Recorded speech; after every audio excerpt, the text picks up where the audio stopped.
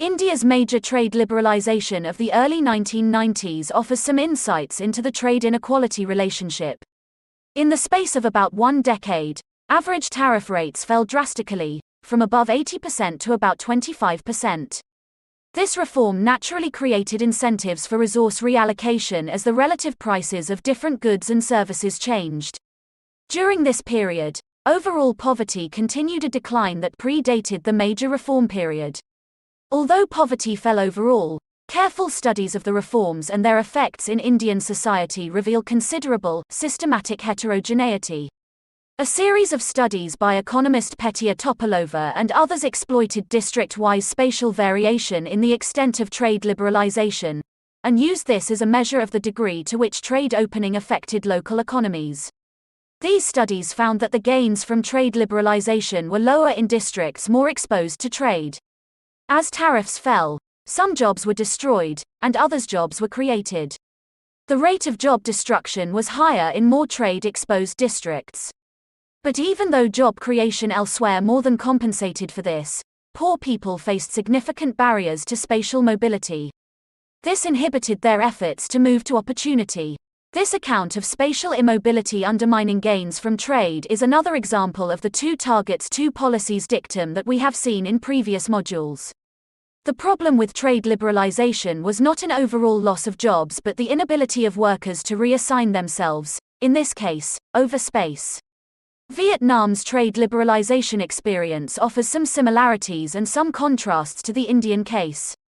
Notably, for the majority of workers, mobility was not such a great issue, so as reforms opened up many new jobs in urban centers, there was a huge migration from rural areas to fill them. The U.S.-Vietnam bilateral trade agreement of 2001 greatly lowered U.S. tariffs on Vietnamese exports, and this reform boosted manufacturing industries in particular. These industries are highly concentrated in Ho Chi Minh City as well as the surrounding southeast region and in Hanoi. These regions saw high rates of in-migration, and other regions showed correspondingly high rates of out-migration, as seen in the figure, which used the data from the 2009 census. The gains from this trade liberalization shock were direct, that is, workers gained higher wages in new jobs, and also indirect since many migrant workers also sent remittances home to their families. Migration and remittances play a vital role in spreading gains from globalization throughout the economy, even to households and communities living far away from the trade-affected areas. Labor mobility is the key to this spread of benefits. Even in Vietnam, however, mobility remains an issue for some. Most members of Vietnam's ethnic minority groups, who make up about 15% of the population, live far from the major centers of economic growth and are less able to move to opportunity for a variety of reasons.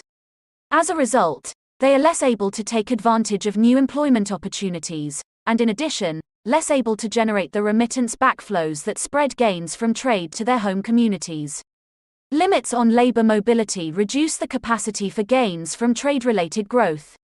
Largely as a consequence of immobility, poverty among Vietnam's ethnic minority populations has fallen far more slowly than among its ethnic majority population. At the beginning of Vietnam's economic reform period, poverty was quite evenly distributed among the population. However, in the 2010s, poverty was then highly concentrated among ethnic minority groups. Some types of trade-related growth generate challenges of their own. We will see the environmental dimension of this in a later module. Here, we focus on the competition between low-skill jobs and educational attainment. The income effects of trade are expected to increase household spending on school. However, higher wages and more job opportunities for blue-collar workers may encourage some children and teenagers to leave school early. We see evidence for this in these data from Vietnam, where teen dropout rates are higher in districts that have a greater intensity of jobs in foreign-invested firms. However, it is important to note that very few teenagers work directly in these foreign-invested firms.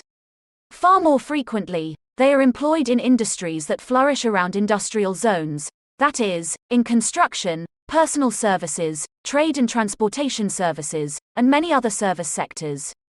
The lessons from India and Vietnam are that the poverty and inequality effects of trade are context-specific. They depend a lot on adjustments in labor markets.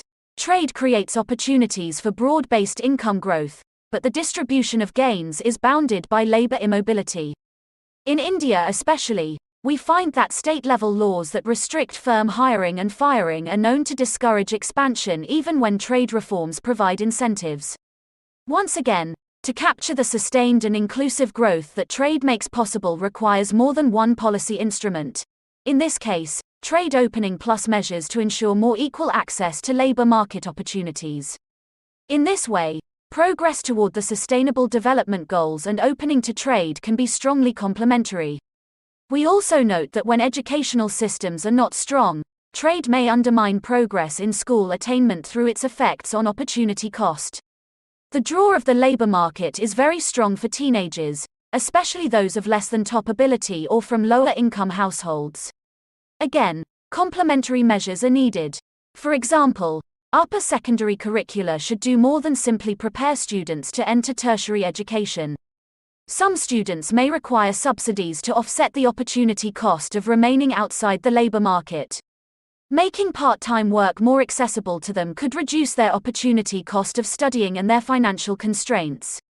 More ambitiously, an effective and affordable system of vocational education for returning adult students offers second chances for education and skill acquisition to those who left school early. The discussion in this module reiterates a point in earlier modules that the benefits of trade are conditional on appropriate institutions and policies. When these are in place, worker protections and other measures help ensure that the opportunities created by trade translate into more productive employment and decent work. When institutions, for example, enforceability of regulations, the rule of law, and recourse to the legal system, are missing, or when policies undermine accountability, trade opportunities may translate into exploitative employment, including dirty, dangerous, and demeaning work.